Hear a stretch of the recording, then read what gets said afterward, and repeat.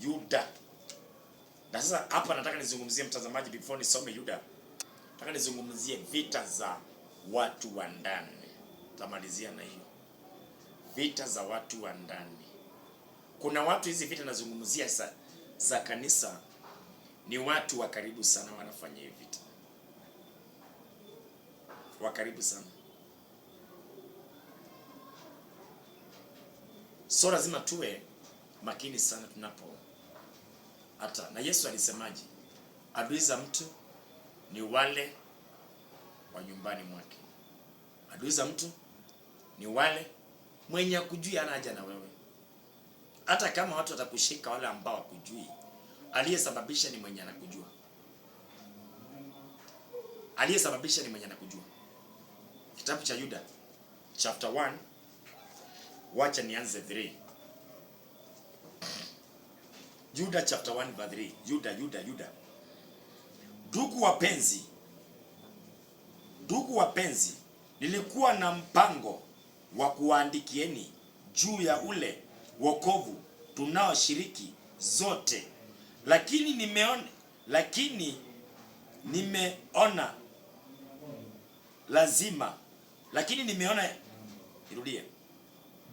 Ndugu wapenzi, nilikuwa na mpango wa kuwaandikia juu ya ule wokovu tunaoshiriki zote, lakini nimeona lazima kuwaandikieni ili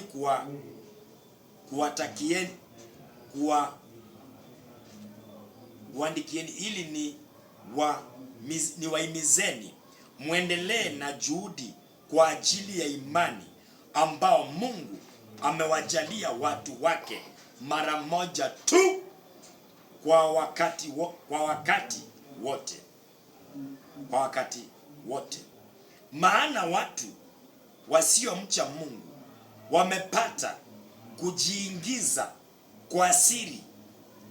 Kwa maana watu wasiomcha Mungu wamepata kujiingiza kwa siri miongoni mwetu, watu ambao kwa faida ya maisha yao mabaya wanapotosha ujumbe wa neema ya Mungu wetu na kumkana Yesu Kristo aliye peke yake kiongozi na Bwana wetu. Lakini maandiko matakatifu yalikwisha kubashiri tangu zamani hukumu inaowagojea watu hawa. Yuda anaongea, anasema kuna watu ambao waliingia kwetu kiisiri ili kupeleleza uhuru wetu. Hata mnapoona mnapanga mipango kwa hiyo kanisa na itimii, chunguzeni kanisa. Kuna watu wako pale, maagent. Kuna watu wametumwa kuua ile huduma. Kuna watu wametumwa kuangamiza ile ministry. Kuna watu wametumwa wako kati yenu. Maandiko yametuambia ni watu walioingia kwetu kiisiri ili kuupeleleza uhuru wetu tulio nao ndani ya Kristo Yesu Kristo. Kwa hivyo ni watu, hata kwa boma pale umeolewa, si wote ambao watakutaka. Kwa hivyo ndio nikasema pale mbeleni, kama utapata mchumba, make sure utamficha watu mpaka wakati utimie ule ambao unafaa. Ndio mchumba wako utamtokeleza mbele za watu. Itamsaidia hiyo. But mapema hivyo atakatwa. Mtaona, lakini hiyo ndio itakuwa na amani. Ni wangapi wamewana leo wakipendana? Leo ni divorce. Ni makanisa ngapi zimefunganisha ndoa, na hizo makanisa tu ndio wanatumika tu. Mchungaji anatumika, anawafunganisha ndoa vizuri, kumbe ajui kuna mipango mingine iko hapa kando ya kuwaendea kinyume chenu. Sasa hakujua hiyo mchungaji. Takuja tuwafunganishe, kumbe hatukujua kuna vita zingine ziko pale mnapigwa za familia. Hasa hizo vita mtaenda muende mfike pale muachane. Hasa mtakaporudi kwa mchungaji, si mtakuwa mmeachana? Maana yake mchungaji hajui kutenganisha, anajua kufunganisha. Vita hiyo ndio vita, mtazamaji wangu. Kwa hivyo wakati tutasikia kanisa ina vita, wale viongozi wa kanisa kama itawezekana wafanyiwe deliverance wote, na ikiwezekana wakombolewe, na kila mtu kama itawezekana awe na dhabihu ya kujiokoa kwa ile matatizo yako nayo. Juu itakuwaje kama tutachagua mtu na kwao kule ametoka ameatakiwa, ama kuna vita inamfuata? Inamaanisha vita kanisani itaishi? Kama mchungaji ndoa yake iko na shida ama huduma yake ina shida, kwanza ashughulikie huduma, ili kule kunalete hizi mashimo za mapepo kupitia zifunikwe. Zitakapofunikwa hizo mashimo, hasa kanisa itatulia. Kanisa ikitulia na washirika watulia. Yuda anasemaje? Watu waliyeingia kwetu kupeleleza uhuru wetu. Nisome kitabu cha mwisho mtazamaji wangu ambacho nilikitaja pale mbeleni, na Bwana atubariki. Kitabu cha Mathayo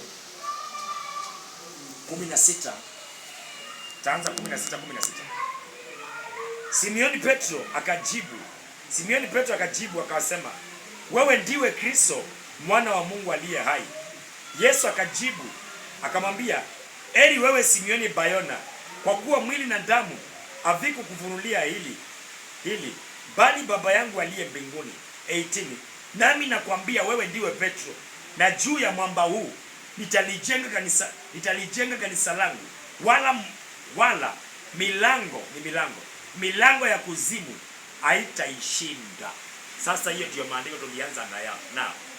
Sasa nikasema kumalizia nao. Baba Mungu akubariki sana mtazamaji wangu, na aweze kutendea mema.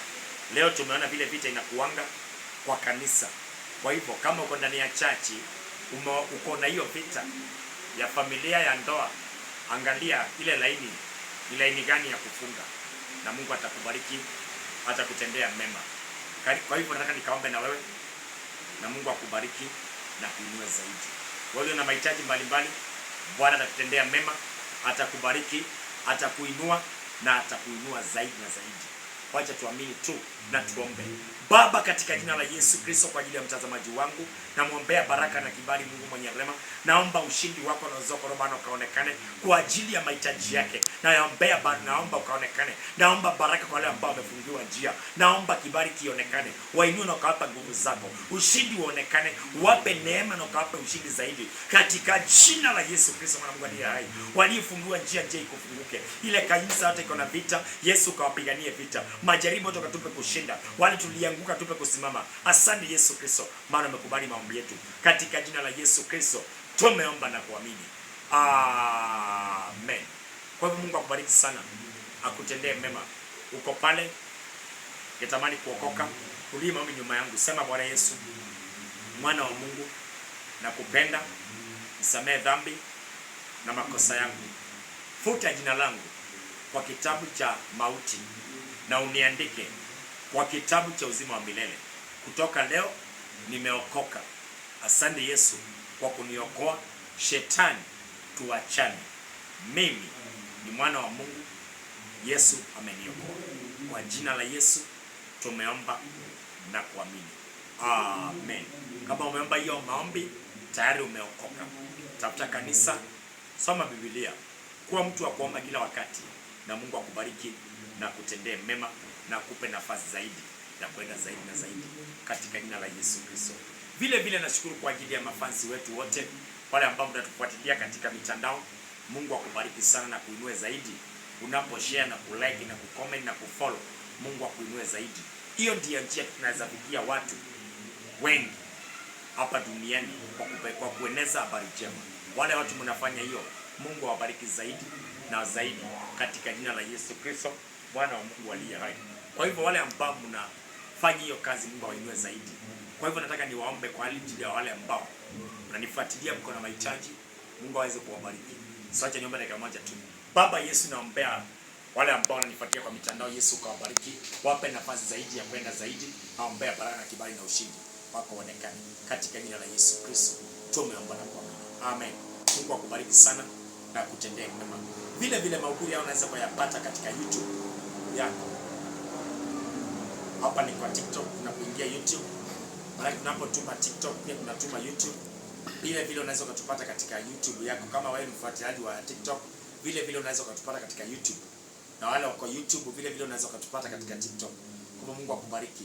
Kwa YouTube utafungua na hiyo account iko hapo chini. Hiyo jina iko hapo chini tu. tumia hiyo jina kuingia kwa YouTube, utapata mahubiri pale, utasearch hiyo jina tu, itakuletea mahubiri yote yale tumehubiri wakati huo wote mpaka last year, na Mungu atakubariki na atakutendea mema. Hadi wakati mwingine, neema ya Bwana ikawa juu ya maisha yenu na ikawatendea mema. Amen, amen, amen, amen, amen. Shalom, shalom. Neema ya Bwana iwatoshe. Amen. Thank you.